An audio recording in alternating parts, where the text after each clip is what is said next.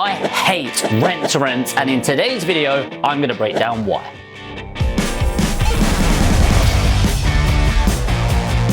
So to give a bit of context in this, after university around 8 years ago, I decided to move up to Leeds, West Yorkshire.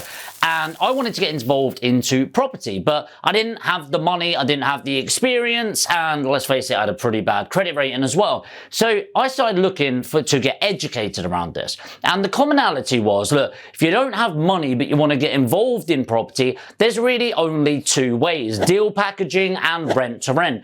And originally I got sold on the idea of rent to rent. Now I mentioned earlier that I hate rent to rent. That's not strictly true. I may have been a little bit dramatic. However, I decided to get out of it. I'm going to be breaking down why. But before that, what is rent to rent?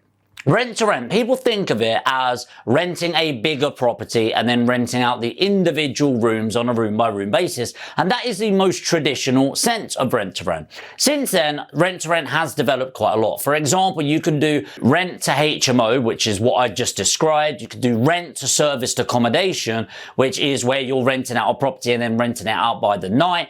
You can do rent to rent serviced offices, which if you've heard of Regis or I2 or WeWork, that is rent to rent offices. So making money from other people's property as such isn't really a new concept. Think about it. Uber, for example, owns pretty much no vehicles whatsoever, and yet is one of the most successful taxi companies in the world. Airbnb owns virtually no property whatsoever, and yet is one of the most successful hoteliers in the world. You get my point. You don't need to own property to actually make money of it. So there's a lot of sense in doing rent to rent. It's low money in, it's relatively low risk. If you can get direct to vendor and you have a poor credit rating, doesn't really matter because a vendor's not often doing those checks on you. Letting agents a bit of a different story, but there are a lot of pros in theory to making money from rent to rent. But there are some downsides. First of all, it's not your property. And you might think, okay, well, why is that such a bad thing? Well, number one, capital growth.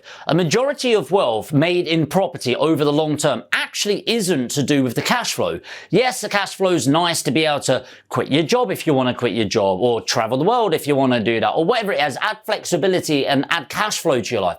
That's brilliant. But if it's to build your wealth, to become a millionaire, whatever it is, most of that is done in the actual asset.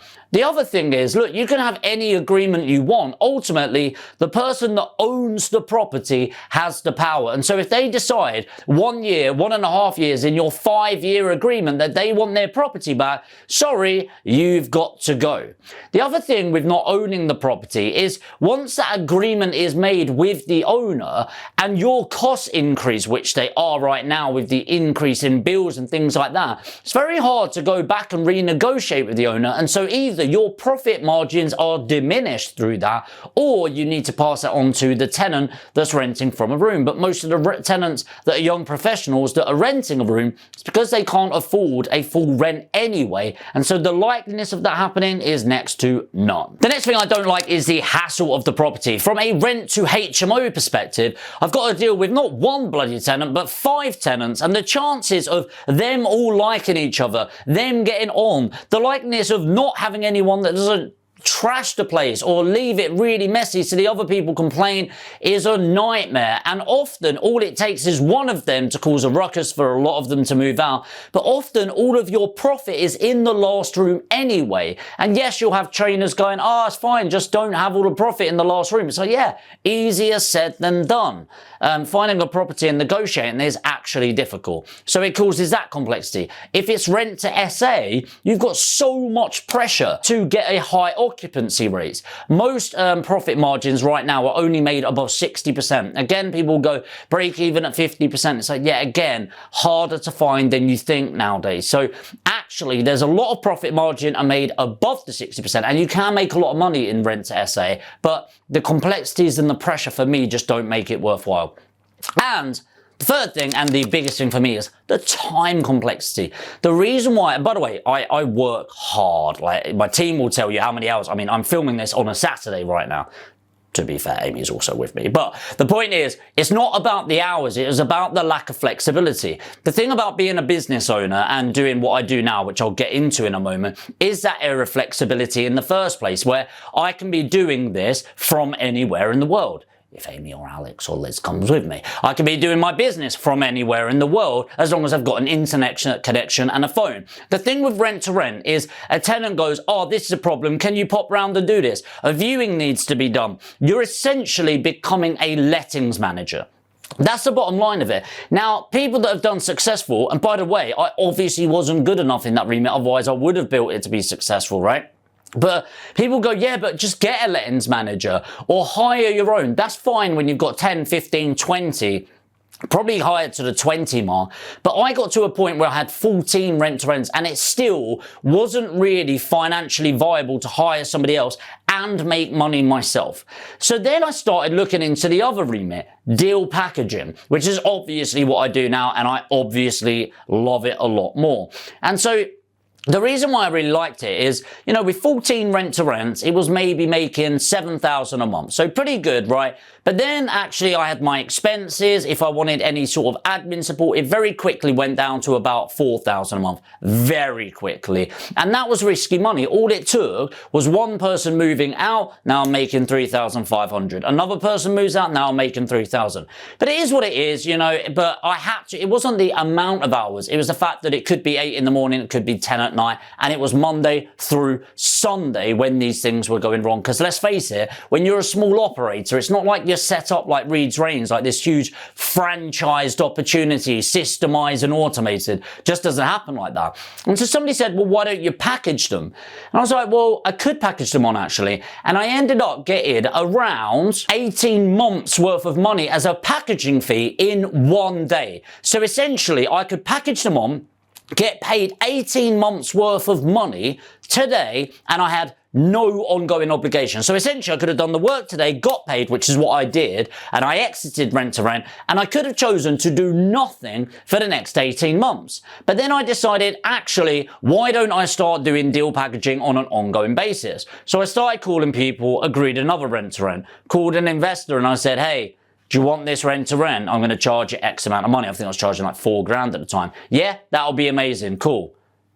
And I did another one, and another one, and another one. And then I went on holiday, and I did another one, and another one, and another one. And I realized that actually, just because I didn't have money doesn't mean I needed to take on the obligation and risk of taking on somebody else's rent to rent or any other obligation. Instead, I could package on these opportunities to other people and monetize. Now, the pros of deal packaging for me is the fact that you can genuinely make money from not having money. And when I say not having money, you know, $3,000, including your compliance, your education, and your marketing. If you've got £3,000, and by the way, I strongly suggest that every single one of you watching this can get hold of £3,000. It's relatively quick money. Nothing in property is get rich quick, by the way, but you could start making £5,000 a month within your first 3 to 6 months, I would say is reasonable.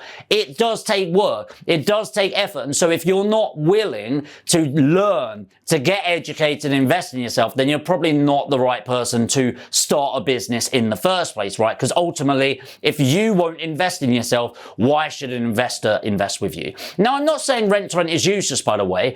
I'm just saying the rent to HMO model was hard back then. Now with increased bills, which you as the rent to renter pay for typically, the landlord, the owner doesn't suffer, the tenant doesn't suffer, you suffer. And so your profit margins are getting more and more squeezed. Whereas if you can do something where it's like a rent to social housing model, where it's quite hands-free once you've got it set up and the profit margins are pretty high because the social housing provider pays for it, then maybe I would look at that. But otherwise, I would deal package all the way through. And look, I've built up to a successful business now where we're doing 200,000 plus a month. We did almost 300,000 last month. But even when I was doing 100,000, 200,000 a year, I was able to make really high profit margins. I was traveling the world and being able to do what I do. But hey, that's just my opinion. What I'm interested in is yours. What strategy would you do if you were starting again? And if you're at the beginning, what strategy are you looking to do? It'll either be rent to rent, deal packaging, buy to let. Let me know in the comments. There is no right answer. And by the way, if you're watching this and you want to invest in your education, you want to learn about building a buy to let portfolio, property trading and deal packaging, then put education in the comments below and I'll give you a link where you can sign up. And in fact, I'll put a link in the description of this video as well. If you're new to property and this channel in particular, make sure to hit the subscribe and the notification bell. And if you got value from this video, it will help me tremendously if you lightly tap the like button on the way to the next video.